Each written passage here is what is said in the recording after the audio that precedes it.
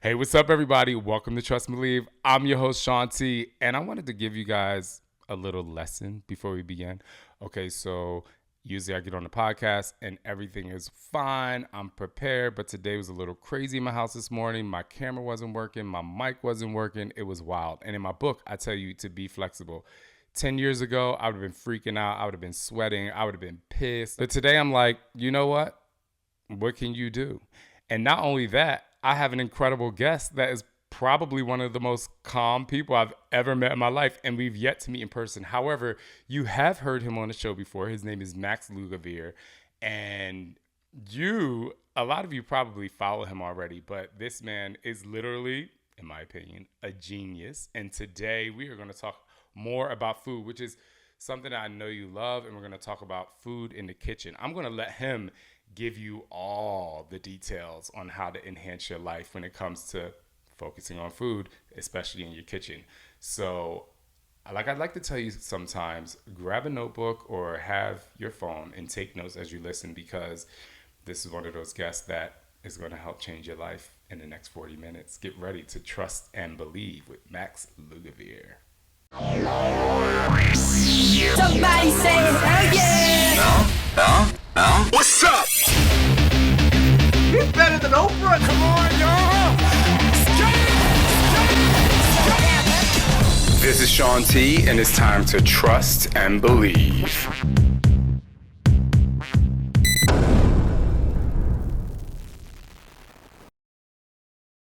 Max, what's up? What up?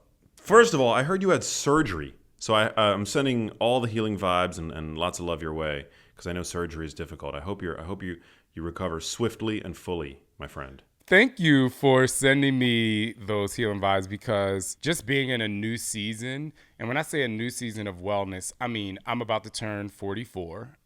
Maybe when this podcast airs, I will already be 44. You look a decade younger than that, by the way. Thank you. I try. I mean, good but job, I've whatever you're doing. Thanks a lot. I also, I got a full hormone panel redone. I've hired a personal trainer, which I haven't done in 12 years. I haven't had a personal trainer. So I'm really in a season of changing just everything. Well, obviously I eat 85% healthy, because I love my donuts.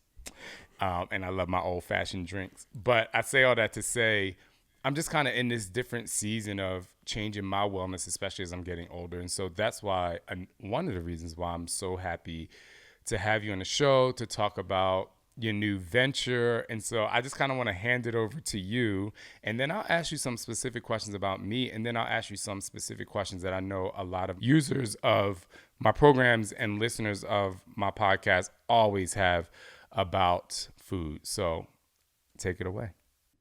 Yeah, I mean, so for people who are unfamiliar with my work, I started my career as a generalist journalist.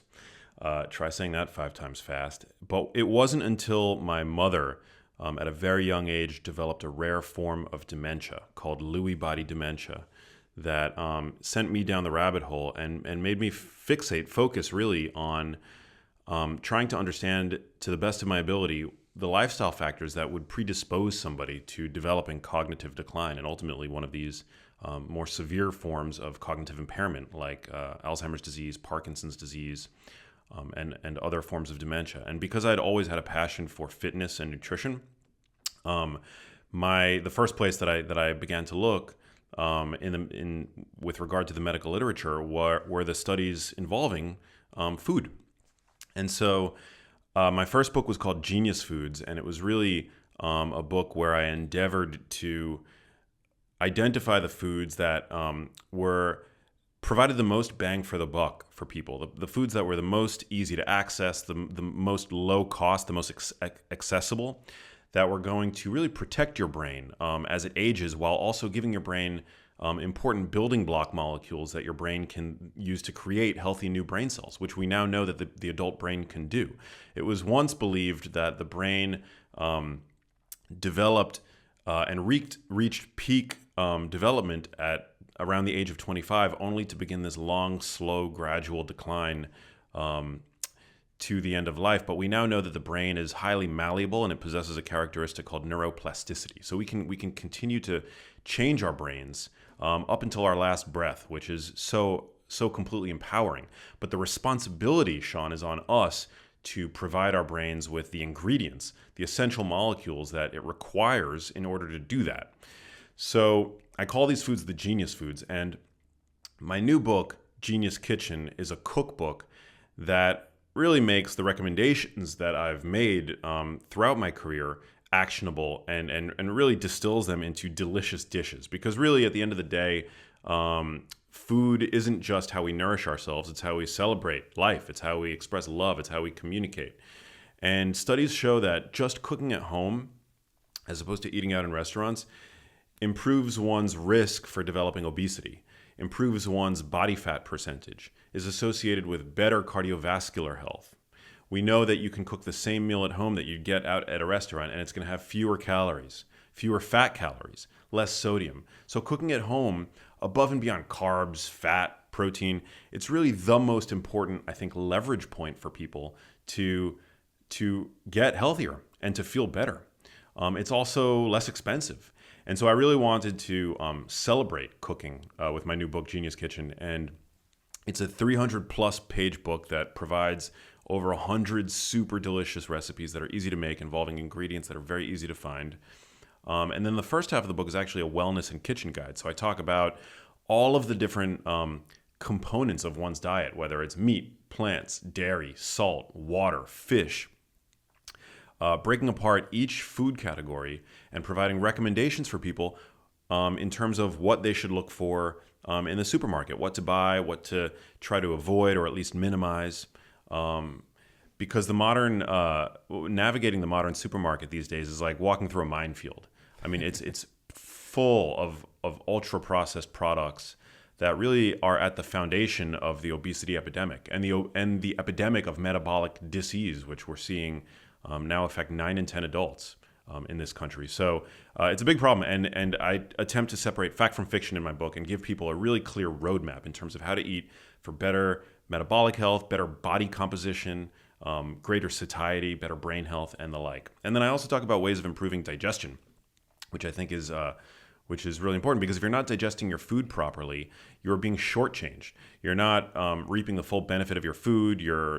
It's essentially a waste of money, right? Because if you're spending all this money on high quality food and you're not reaping the benefits of that food, that's an economic issue as well. So I talk about all of those different components, but at the end of the day, each recipe focuses on, again, what I call a genius food. So it's foods like grass-fed beef, avocados, dark leafy greens, blueberries, dark chocolate, wild fatty fish like salmon.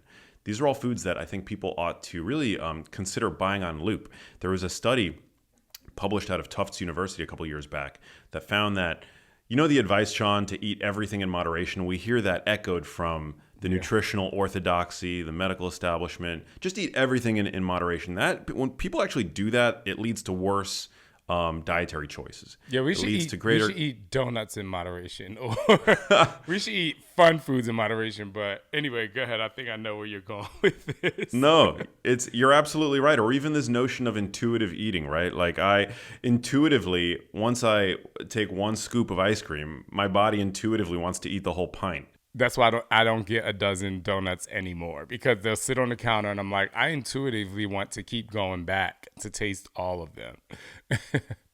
100%. Me too. And that's not a failure of willpower. It's your body doing what it wants to do. It's your brain doing what it's evolved to do.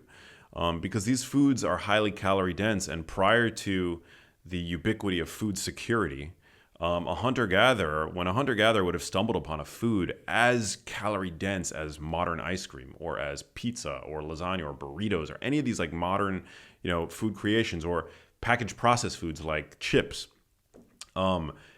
those who would have eaten to fullness those highly calorie dense foods would have been the most likely to survive, because calories were scarce for the vast majority of our evolution.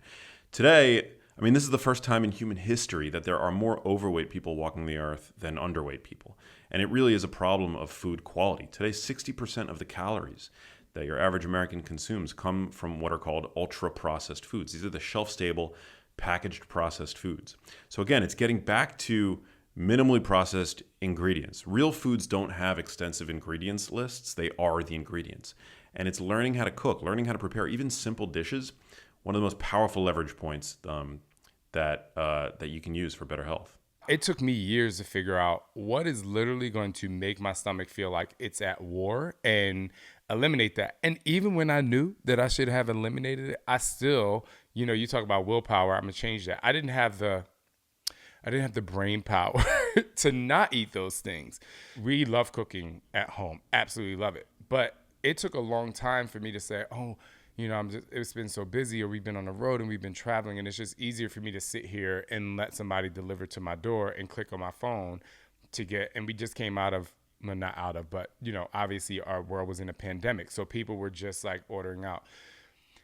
So that's what I want to say, because I want to set people up to really enjoy the process and be committed to the process that you're providing for them. So how do you get people to say, okay, I really have to commit to eating home in a better way?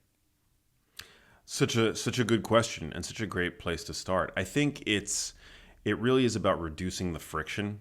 There's this concept of habit stacking, and taking it's the small, simple steps that you can take that really reduce the friction with regard to any positive habit that you'd like to set for yourself in your life, right? Just to use an example, I tried to start meditating recently. I'm not a regular meditator. It's a very difficult thing for me to do. I just can't find the discipline, right?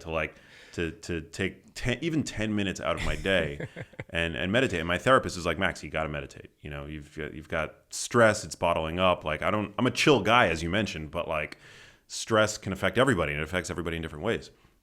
So what I started to do is I have a yoga mat and I lay it out by my bed and I just leave it there so that there's less friction every morning for me to unroll the yoga mat and then roll the yoga mat back up and put it away. I'm just leaving it there. And so that's one less step that I have to do to reduce the friction for me to form that habit. I tack that habit onto my morning routine. Every human has a morning routine. It's something that we all have, right? So my morning routine now, instead of just getting out of bed and going to pee, I get out of bed, I go to pee, and before going downstairs to make coffee, I go and I sit on that yoga mat, which is already sprawled out in front of my bed, right? So I've reduced the friction. When it comes to cooking, I think making sure that you have a slew of very simple ingredients and realizing that the best dishes don't require an abundance of ingredients. All you need are a few simple things to turn single ingredient food items into food. So I think every kitchen, you need to have a good high quality salt. Salt is, if there's any ingredient in the kitchen that can take something and turn it into a delicious meal, it's salt, right? You can take a ribeye, for example. Yes. A ribeye really, isn't a steak until you add salt to it. It's just a piece of meat, right? Right. So making sure that you have a really good high quality salt. Other ingredients include pepper, garlic powder. These are just the bare essentials, and you can do so much with that. Extra virgin olive oil. You can take any vegetable in the produce section of your supermarket, dice it up, toss it in a little bit of extra virgin olive oil, salt, pepper, garlic powder, roast it, and you've got yourself a delicious dish. That's it. In fact, undersalting food is probably the biggest mistake that home cooks make. They just underseason their food. And seasoning food is so important, and it's so essential. Now, I was about to grab my phone and be like, okay, high quality salt, because we're actually about to move into our new house. We haven't really been cooking at home because our life is crazy right now, but I'm taking these notes for myself. High quality salt, the olive oil. Okay. And I'm on the right path when it comes to seasoning my food for my family. You may continue. Yeah, no, undersalting is a big it's a big problem, and you need salt to make some of the healthiest food items, like, again, vegetables, right? You need salt to make vegetables palatable. I don't care who you are, but if you're undersalting your veggies, they're just not going to taste good, right? And we're told over and over again to eat our vegetables. No wonder most people don't like vegetables, like foods like broccoli, right? Because they're just so typically undersalted. I have an amazing recipe in the dish for a cheesy broccoli dish. I love to bake some eggs on top of it, but it involves a hefty amount of salt, nutritional yeast, coconut cream, which is so good, lemon. These are all the ingredients. Hold on, I'm going to the airport. I'll be right over. I can't have the cheese, but I can have. Well, it's not cheese. It's nutritional. It's nutritional yeast, which has like nutritional yeast is something that. Have you ever had nutritional yeast, Shaun? I have not. So it's something that vegans are familiar with. It's loaded with B vitamins. It's a good source of protein, and it has a cheesy flavor. So if you can't eat cheese, nutritional yeast is definitely something that you want to have in your cupboard, because you can sprinkle it on pasta. You can make cheesy dishes like this broccoli dish that I'm talking about, and there's no dairy in it. Oh, it's great.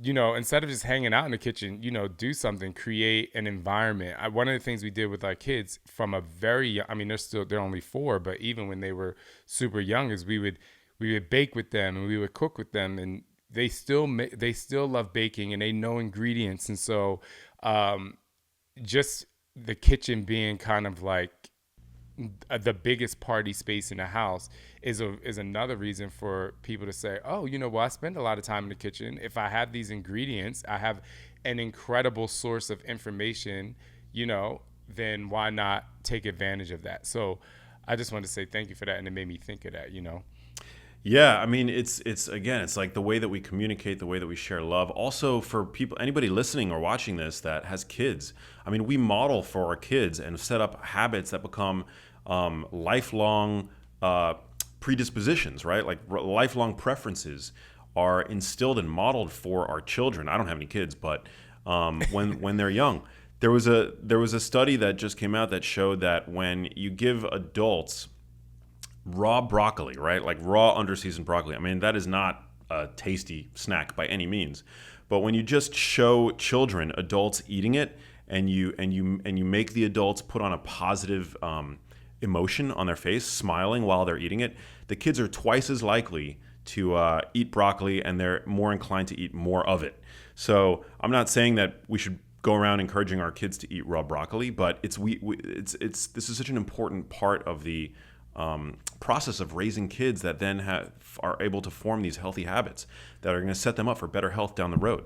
I agree with that, because even we've never told our kids once, you need to work out or you have to be healthy with this.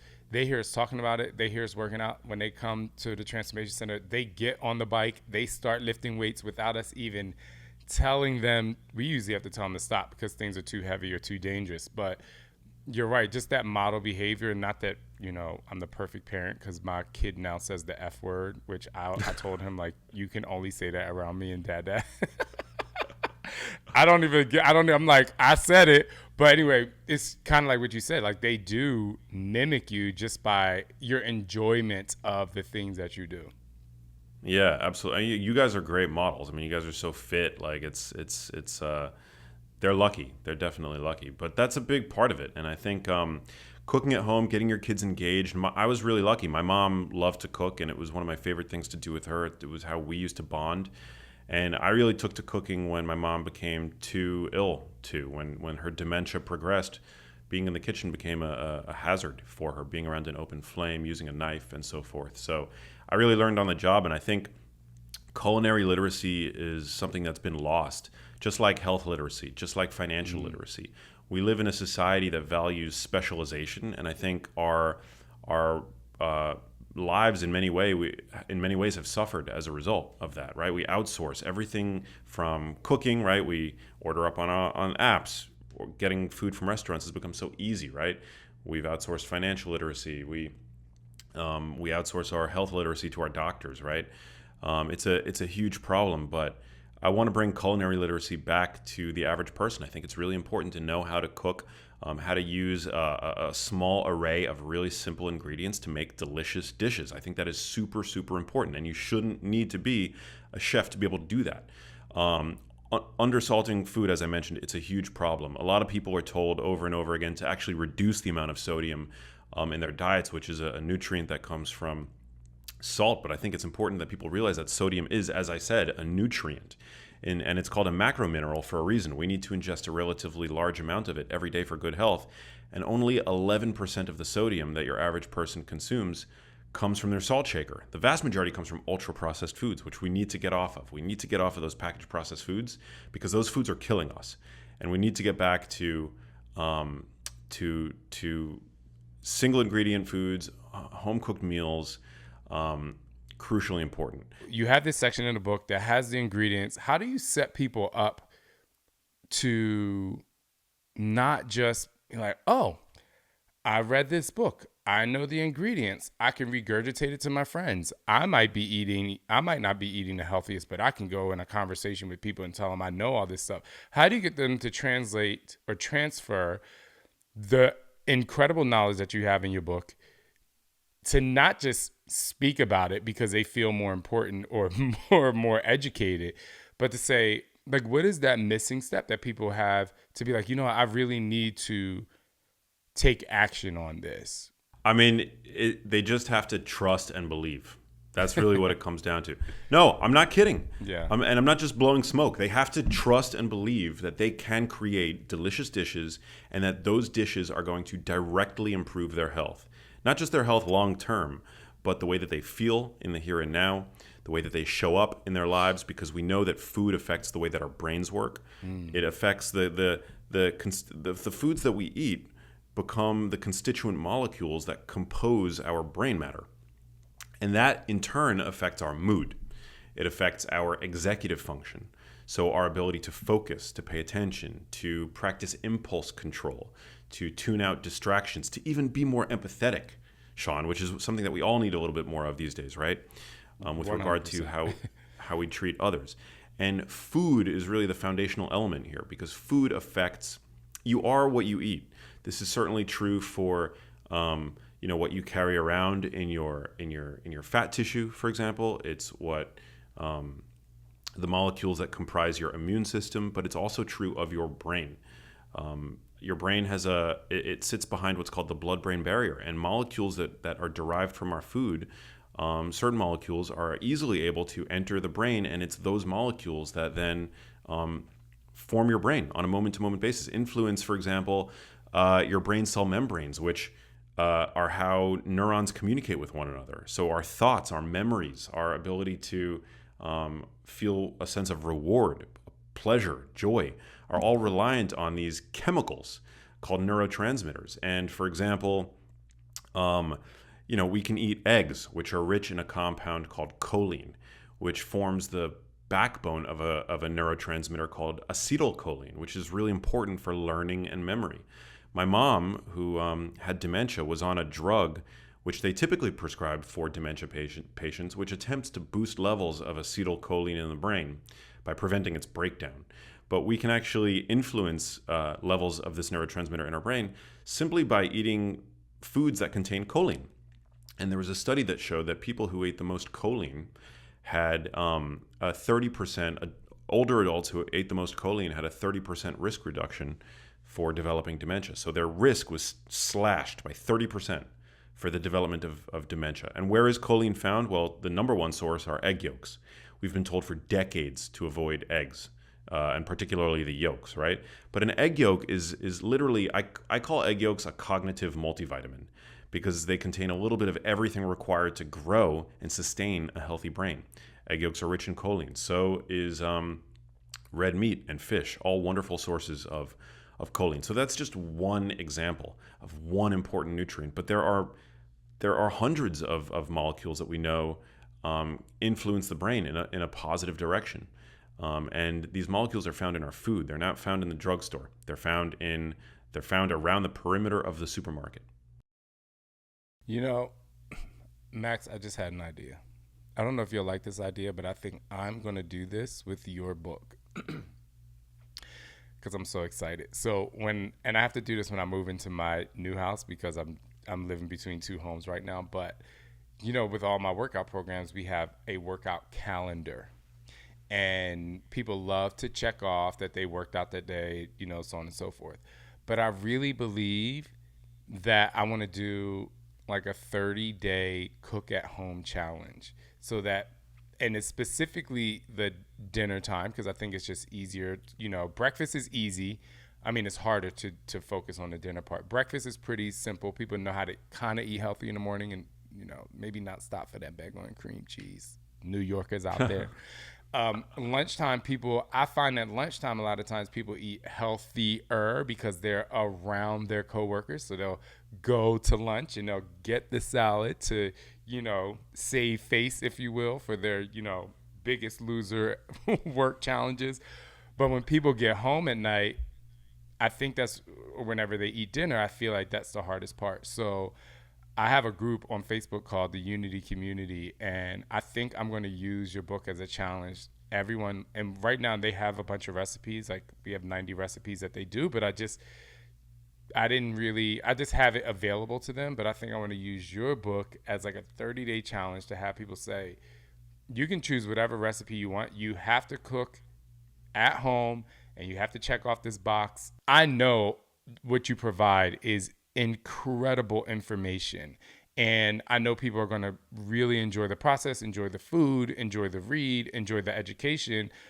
But when you say trust and believe, I love it because I want people to trust and believe in the fact that they can make this, a habit, or not even a habit, just make this a part of your life. And so I just wanted to interject there that I'm going to have my group use your book to do a 30-day eat at home challenge, and I will extend it to 60 days because I just think it's really great. I absolutely love that idea, and I think that it's only going to be a few meals where people start feeling the difference.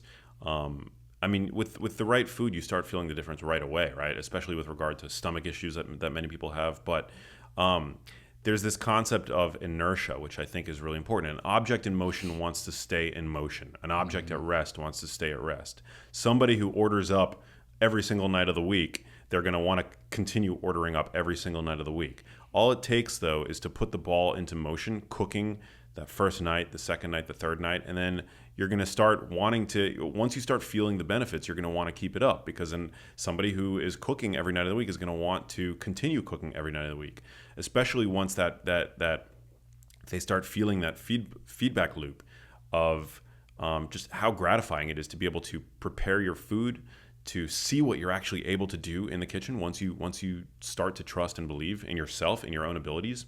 And then the health benefits that they'll start to feel right away will be enough, I think, to reinforce that habit. So I love that idea. And one more scientific question, and this is probably like a very, I don't want to say taboo, but it's a subject that a lot of people don't like talk about because they're like, oh my gosh, that's gross. Studying your bowel movements also is another way for you to say, oh my gosh, I'm eating healthy. You'll know if your stomach is gurgling and things aren't happening the right way on the other end, it's not the best. Explain people the process of that digestion and what these vegetables and the correct oils and the salts and all these things. I mean, we talked about how they affect the brain in a good way, but I don't really think a lot of people truly understand how foods are digested in the body. So do you want to kind of go through that a little bit? Yeah, absolutely. Perfect. Yeah, I do talk about that in the book. When it comes to digestion, that's how you absorb and assimilate the nutrients from food. And if you're not digesting your food properly, you're being shortchanged. You're not reaping the benefits of those food to fill you up with energy and the molecules that we know support your most optimal mood and immune function. And I mean, every aspect of your being is influenced by your food. And if you're not digesting your food properly, you're shortchanging the ability of your food to have an effect. And so, I mean, essentially what happens is you digest you extract all of the nutrients that are required for good health in your small intestine. But digestion actually begins before you even sit down. Like when you start thinking about your food and maybe seeing the food that you're about to eat, smelling the food, actually that's when digestion begins. We know that your stomach starts to secrete digestive juices like enzymes that break down protein and hydrochloric acid well before you take your first bite. And then actually chewing the food, the physical act of digestion and the breakdown of nutrients begins in your mouth. So this is another reason why it's so important to slow down when you're eating. This supports how you feel, certainly, because when we eat fast, we tend to swallow air, and that contributes to intestinal gas, which nobody wants, right? It can be painful for some. It can lead to that feeling of bloating, which nobody likes. So you really want to slow down when you're chewing, and also slowing down while you chew helps you extract the most nutritional value from your food. So certain compounds in food, compounds like sulforaphane, which is generated when we chew cruciferous vegetables. These are powerfully detoxifying compounds, really important for detoxifying, helping your body purge environmental pollutants that we all encounter these days. It relies on you taking the time to actually chew the vegetables. Also, compounds in food like beets and arugula called nitrates. We know that nitrates are really important for reducing our blood pressure, for enhancing blood flow. The drug Viagra actually works by increasing nitric oxide availability. So for sexual function, sexual performance, which is so crucially important, nitric oxide plays an important role. And slowing down while you chew arugula, beets, crucially important for this process to get put into motion, because it's the oral bacteria that allow the nitrates in food. The oral bacteria facilitate the nitrates in food to enter this nitric oxide pathway. So if you're just wolfing down your food, inhaling your food, so to speak, you're not reaping any of those benefits that I just mentioned: the blood pressure lowering effect of certain foods, the ability of certain foods to help detoxify your body. Part of that relies on just getting to the table and taking a few deep breaths, activating your parasympathetic nervous system, which is the rest and digest mode of your nervous system. We digest food when we're chill. When we're stressed out, you don't digest food, because stress for a hunter-gatherer, for our ancestors, was usually instigated by the presence of physical threat, right? So the presence of physical threat, if a lion were running towards you, your body has other things to do, right? It's not thinking about properly breaking down nutrients and assimilating nutrients. We would eat when we were chill. Today, unfortunately, we're stressed out not due to the potential of physical danger. We're stressed out due to the email that we have yet to answer properly, right? We're stressed out due to bad relationships that we're stuck in, right? We're stressed out due to unresolved trauma, because we're not dealing with that properly. And so all of that impairs digestion. It impairs digestion. It forces blood to leave the digestive tract. Whereas when you sit down and you take a few deep breaths, and you force yourself to calm down before you start eating, blood goes back to your digestive system, right? Because it's the rest and digest phase. I do want to talk about the recipes before we finish, because I just think that a lot of people get really excited about those things, and especially when a recipe is healthy and tastes good. So, all right, I want you to tell me 4 of your favorite recipes, in addition to the one you talked about with the was it broccoli and eggs that I'm coming over for? Tell me 4 of your favorite recipes in the book.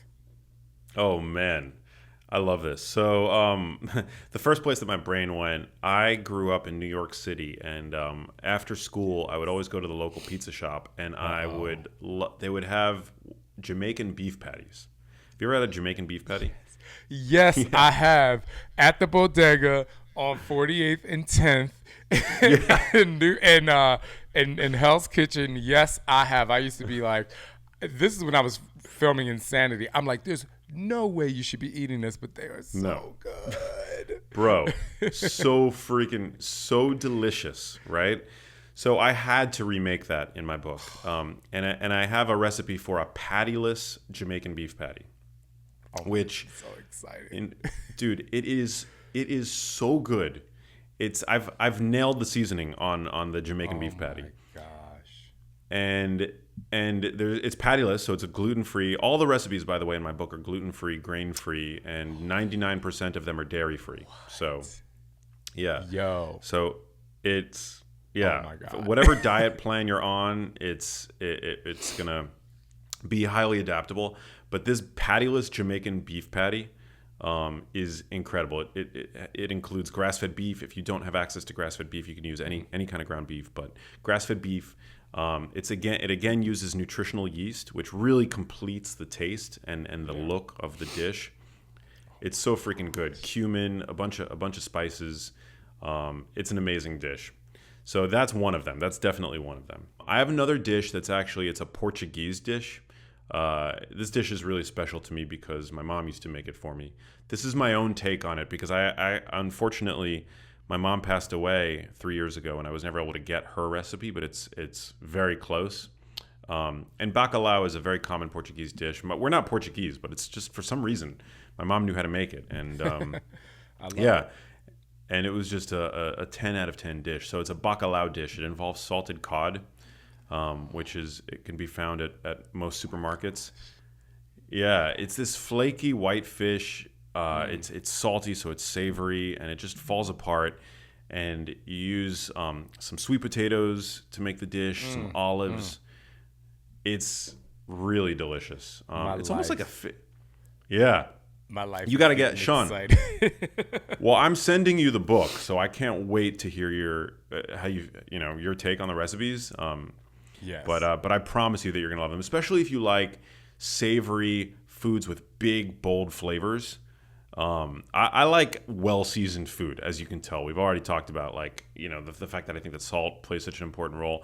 Big, bold flavors usually come from international food. My book really pays homage to a lot of different types of international cuisine that have inspired me through the years. I mean, I grew up in New York City. I went to school in Miami. I live in LA.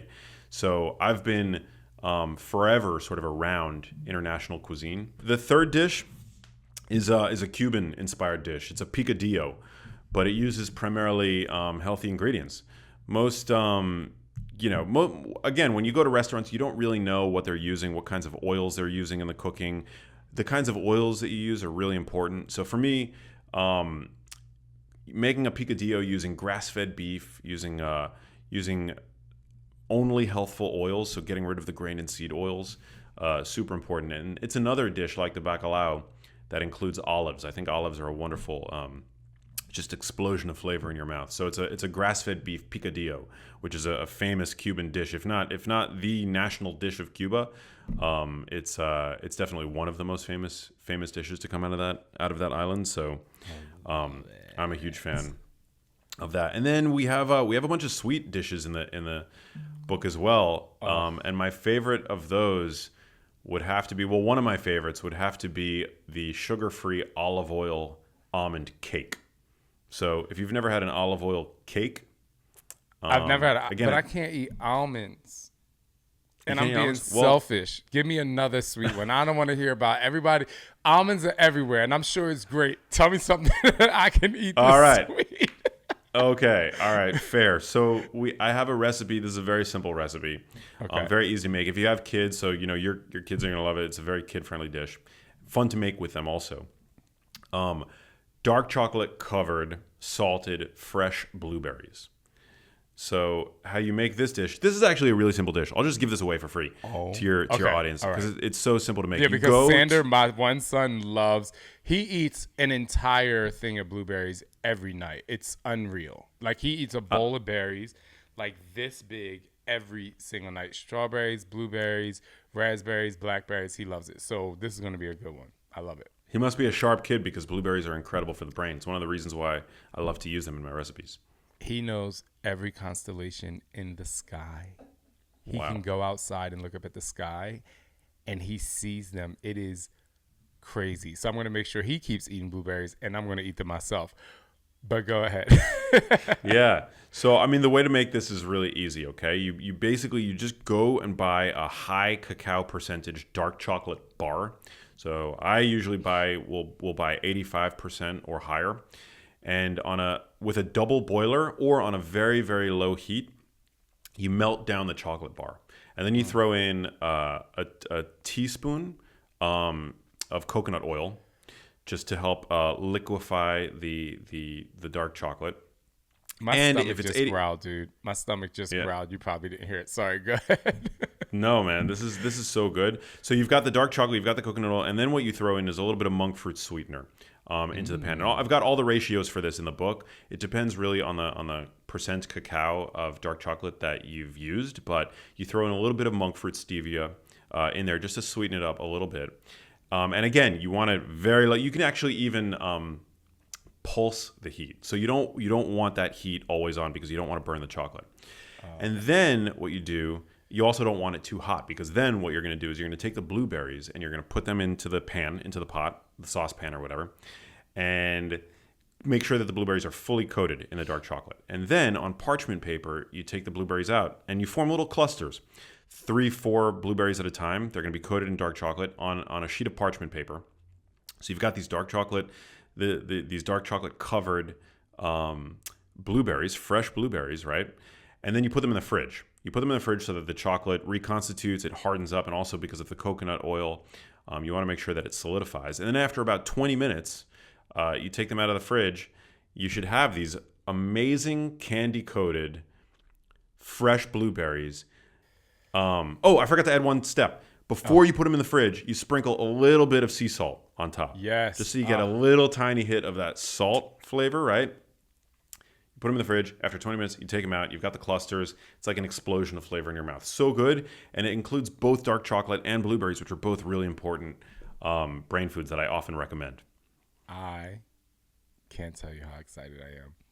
Max, thank you so much. If you are listening to the show, I just want to let y'all know I'm going to do a 30-day challenge with Max's book. You guys are going to cook at home every day, and you're immediately going to feel healthier. But before we finish, I want to ask Max, even though you said trust and believe a lot, how do you get people to trust and believe in their kitchen? Oh, man. Well, first of all, thank you, Shaun. Love seeing your face. I'm so happy that you're healing, after your surgery.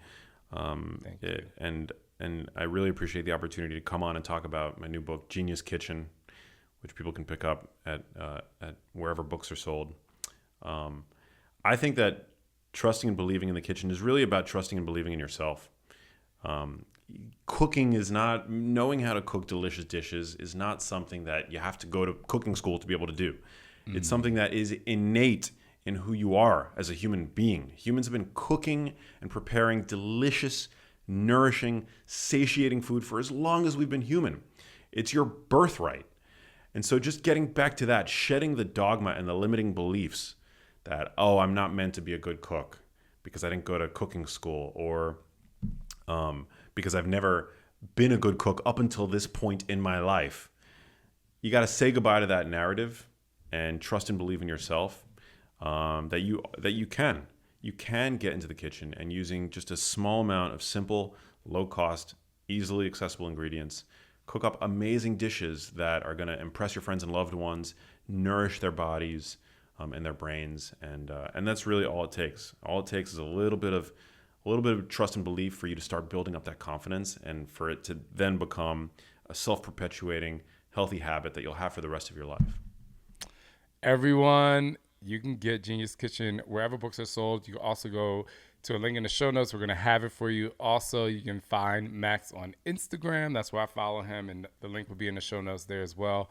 Max, thank you so much. I think we're all going to be able to trust and believe, not just in our kitchen, but in enjoying cooking at home again, enjoying fellowshipping with our families, which I think is one of the other things that we miss with the stress of today, and the idea of the hustle and bustle and trying to get to the next thing. And I appreciate you again, and everyone out there, continue to trust and believe in who you are. And if you get this book, you will trust and believe in your kitchen.